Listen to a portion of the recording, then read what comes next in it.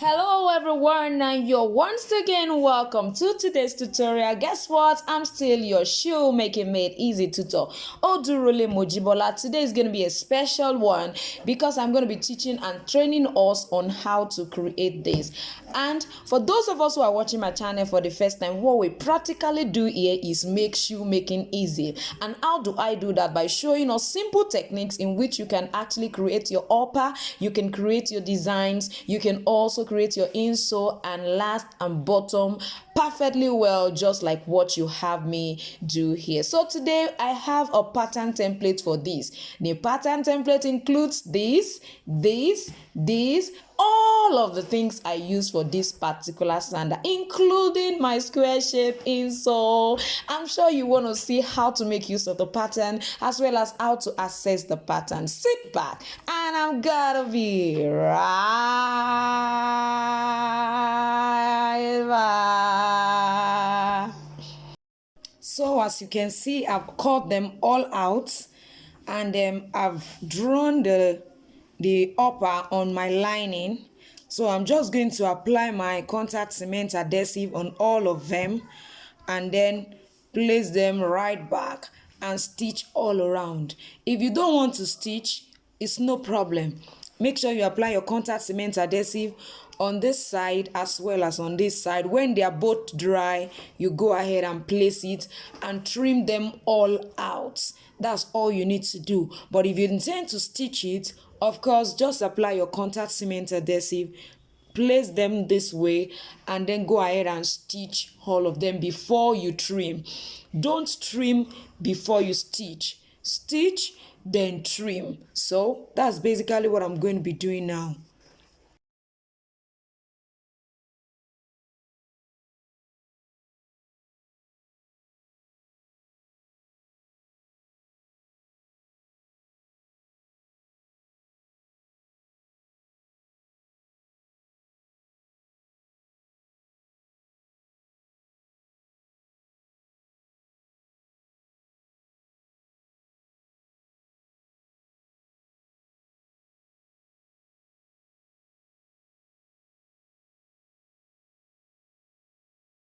So let me quickly show us how you can go ahead and work on your buckle. I'm going to be using a little strap of leather which has the width of what my buckle can actually, contain. So you have to work with whatever size of your buckle, whatever the size of your buckle is. Ensure it can enter freely like this, then insert it that way. That is how I prepare my buckle. If you intend to use an elastic band, please follow this same principle. Just follow the same principle. Insert it the same way. Insert it. You stylishly use, you can use your seam ripper to create an opening there so that it can swipe easily. Yes, that iron should swipe easily. So that's all about that. So now as you can see, I've already stitched them down. So if you're going to be stitching, it means you have to stitch your strap first. After stitching your strap, then you're going to attach it to your back pattern this way. Your buckle is going to be attached on this other side. So we can decide to use our rivet to hold this down, or we can decide to also stitch it. So just lift it up and try to stitch as well. So it depends on you anyway.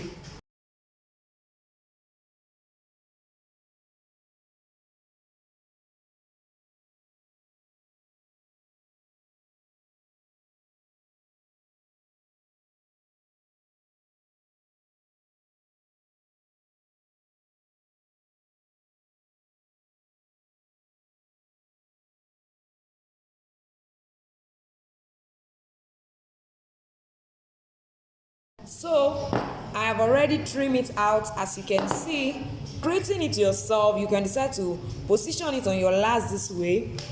Go ahead and pick up your buckle. You can decide to insert it.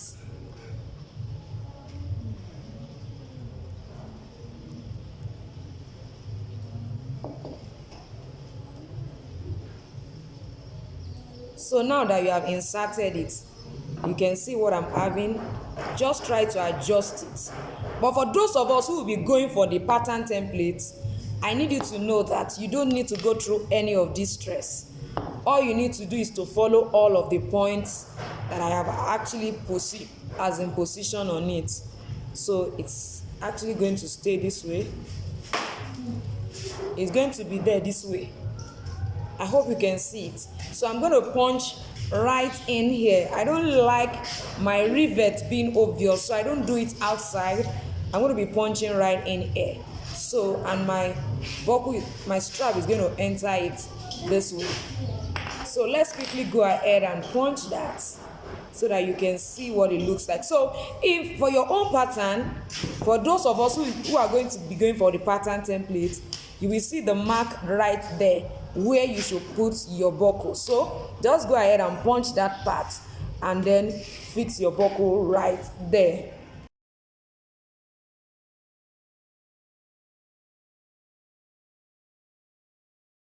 So like I said, this is the pattern. You just have to place it on it and mark them out, and you are through with your work. So just place and mark.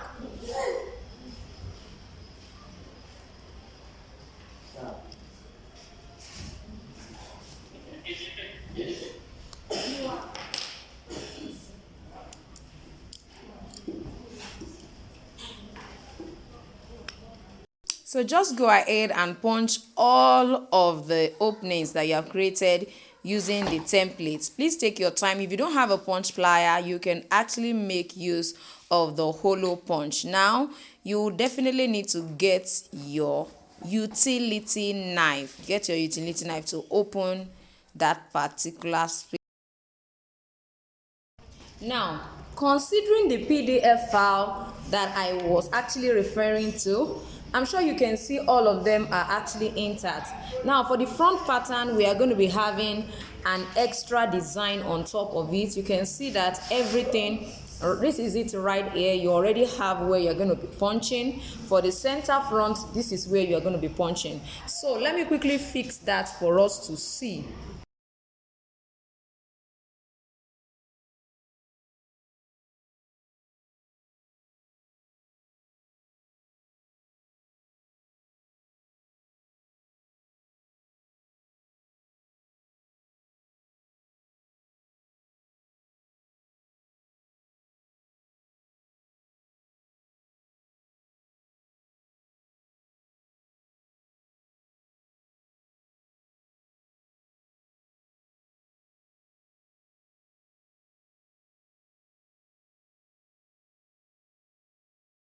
So when you are through with this, you can see I have one strap right here.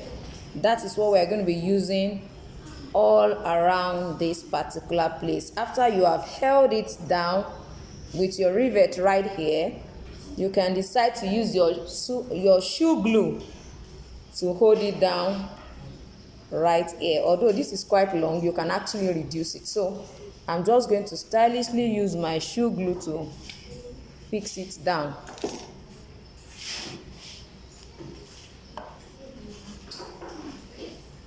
If you prefer to also rivet it down alongside this one, you can do that.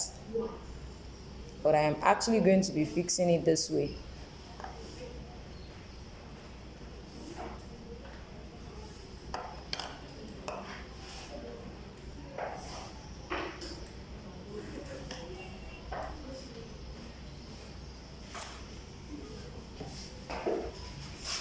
So you can see what I have. So this is what it's going to be looking like.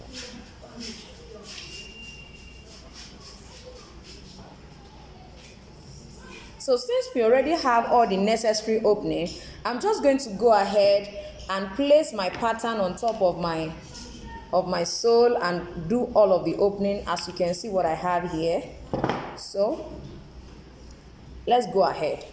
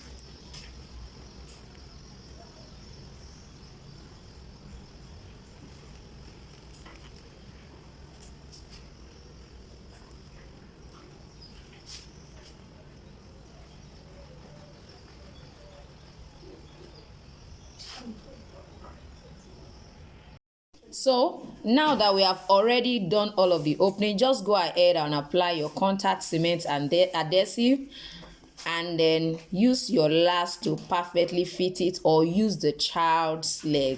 Now the size that I have on this particular pattern template is actually size 29.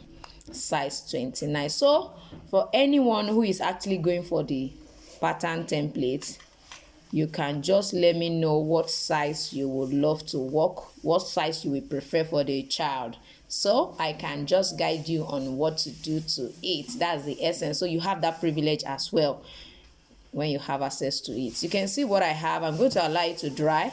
Don't forget to also apply on the leather as well and allow it to dry.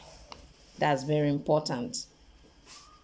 So now that I have already applied my contact cement and adhesive, which is also known as a Forte, popularly they call it a Forte. Don't forget, a Forte is just a brand of contact cement adhesive.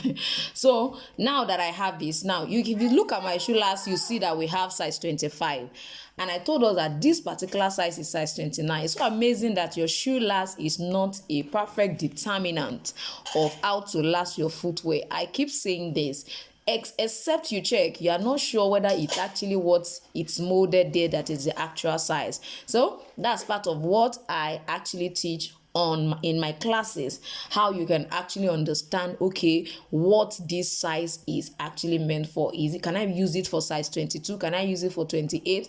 Like now my 25 I'm using for 29. You can even see the length is perfectly the same length, and yet they wrote 25 on it. So I want you to know that you have a lot to learn right in my classes. So if you're having challenges with your shoe last purchase, you're having challenges with, okay, how do I make use of this shoe last? Each time they say, oh, the size is too small, the size is too big. How do I go about it? Please let me know in the comment section, and I'll guide you on which of the courses you should go for that will perfectly solve that. Now, for those who will be going for this particular template, I need you to know that for size 29, you can just measure this front part to be just 4 inches, which is about 10 centimeter. Yes, about 10 centimeters. So this side you can measure about 4.5 inches, between 4.5 inches to 5 inches. Now all of this depends on the size, on the width, on how wide the child's leg is. For this size 29, please, I want you to know that every child's leg varies. So if you are measuring this way, probably after you have fixed it, you don't have a shoe last, you find out that this is about 3/4 of an inch, 4/4 of an inch, 4/3 rather. It's actually stop here. It's 4/4 of an inch. And I'm sure some children's feet are not as wide as this, and they still wear 39. So all of these are what I actually try to explain in my classes. So now that I have this right here, I think I've given us a guide to this size 29 already. You can use 4 here or 3.75 inch, and use 4.5 or 4/3, 4.75 of an inch here. Now for this side, what you need to do is you just go ahead and use 1.5 inch or 1.75 of an inch for the height of the side.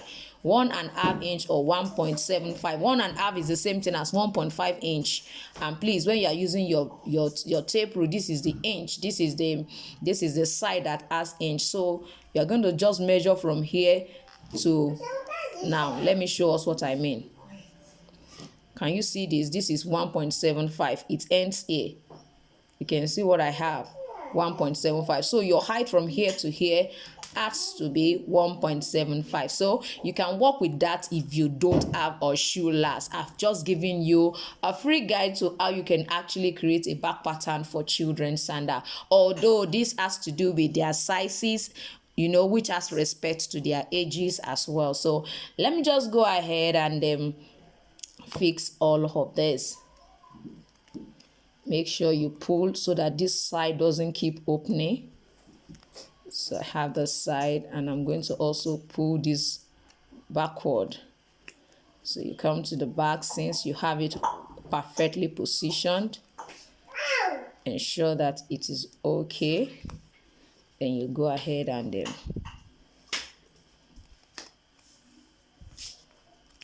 so you can see what we have right now. Every excesses you can cut. I've taught us severally how to wrap an insole. So If after the purchase you are still wondering how to wrap an insole, trust me, you have a good guide to that. So you can see what I have. I'm just going to go ahead, apply my contact cement adhesive on the sole, as well as now I actually created my sole. Most times I have to create children's soles myself. You can use different kind of material to create your sole. You can use an EVA foam, which is quite light. All I do is use an appropriate top heel for them so that it doesn't, wear and tear very fast. This is actually a durable one. So, and I'm going to go ahead and then fix this. You can also use a crepe sole. I have a tutorial on how on different kind of soles that you can use for children. So please, I need you to check them out. You can check the screen up right on the screen of this video. Just click to check them out. If you can see any notification popping up, or at the end of this video you will see some notification on the screen, just check them out and then you will see the video on how you can know the kind of sole you can get for them and where you stay. If you have an already made sole, wow, good for you. Just go ahead and still use the same template, use the same position, and it will work perfectly well. So let's just go ahead, apply our contact cement adhesive, allow to dry, and I'll show you how you're going to be bottoming this perfectly well. So after you have actually done your lacing, don't forget to sandpaper your sole as well as your inner sole. You can see that I've done that to all of the edges here. So after doing all of those ones, then you can just go ahead and then apply your contact cement adhesive on all of the sides. So you can use your grinding machine to do this. You can decide to use your hand, and you can use this also to try and work on the surface of all this side as well, because it's quite glossy. So if you are not careful, it may not perfectly adhere. So use your rough sandpaper.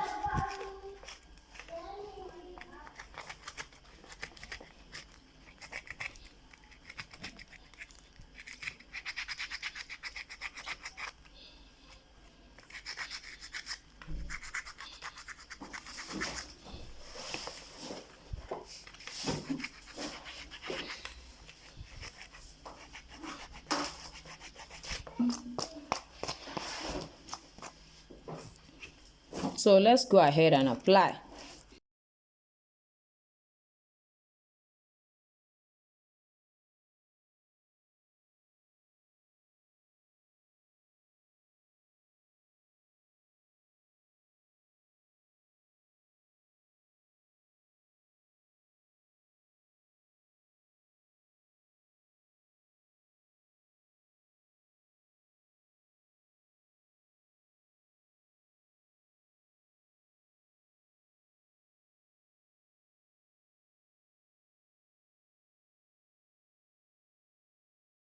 So now it's totally dry. Now you can decide to actually apply your contact cement adhesive 2 times when you're bottoming.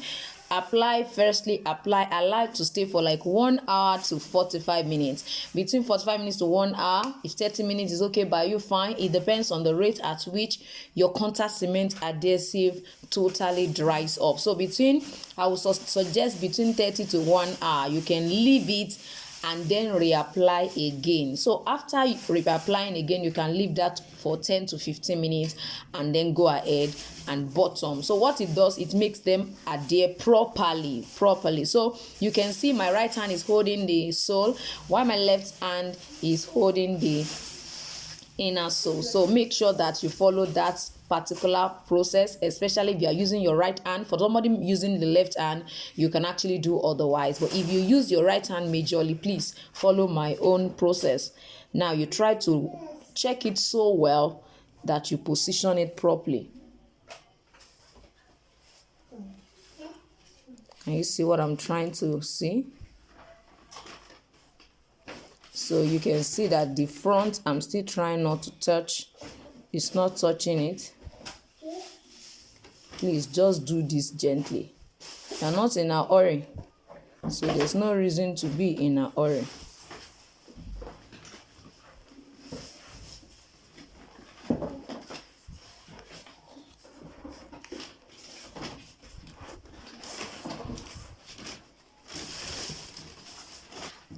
So what are we doing next? We are going to go ahead and hammer it. Your hammer to make it properly stay. Hammering is part of what you do when you use contact cement adhesive. It's important, very important. So you can decide to first of all try to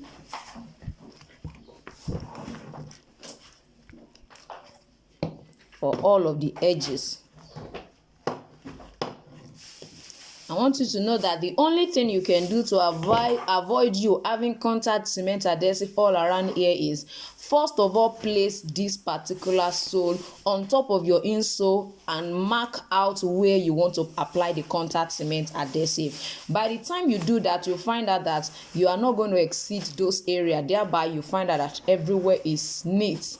There is no excess anywhere. You can see there's no excess anywhere. So all of these, you can see those little opening. You just have to hammer. When you hammer, it will adhere properly. So you can see what I have right here. So like I told us in the video in the beginning, there is a pattern template. This is size 29, and I'm going to be guiding you on how you can actually increase this particular size to get other size. I've done that already on this channel. So I'm going to be guiding you and leading you to how you can actually do that. The same thing for every other patterns that you have on this. You can increase, you can reduce as far as it is concerned. So I'm going to be giving this out just for a token of $1. Please, $1. So if you're interested, please let me know in the comment section. I'm interested in a pattern template, and it will be sent to your email address after payment.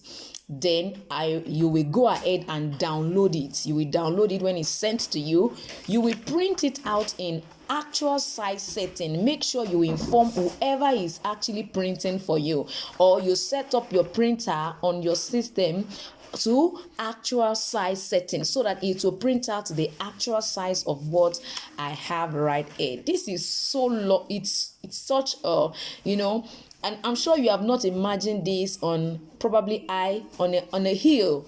In short, it will be so beautiful and lovely. So, and this is something that it can even, it's just like a summer sandal, that you can actually lay hands on. You can actually do this at home even for your kids. It's so cute and beautiful. If you don't want to stitch, of course you don't have to. All you need to do is just to attach use your rivet. The same rivet I use on this side, you also use it on this particular side, and that is all. And then you followed every other process that I have actually talked about in this video. Now, if you're watching my channel for the first time, I need you to know that what I basically do is make shoemaking simple, and that is why I'm giving this out for the rate of just $1. Please, $1. If you're interested, let me know in the comment section, and I will let you know whatever country you are, you will be able to know what amount you're going to be paying, as with which corresponds to $1. So thank you once again. So I want you to know that what I do is make shoemaking easy and simple for you with our tutorials on Thursdays, on Saturdays, and on Tuesdays every week. That is what we do. Please don't forget to subscribe to this channel. Don't forget to actually subscribe. It's so important. Please subscribe. You can actually click the join button to enjoy all those available perks that I have in the support scheme. Thank you once again for joining me today, and I still remain your most wealthy shoemaking made easy tutor, Odurule Mojibala. I'm gonna see you next time. Bye.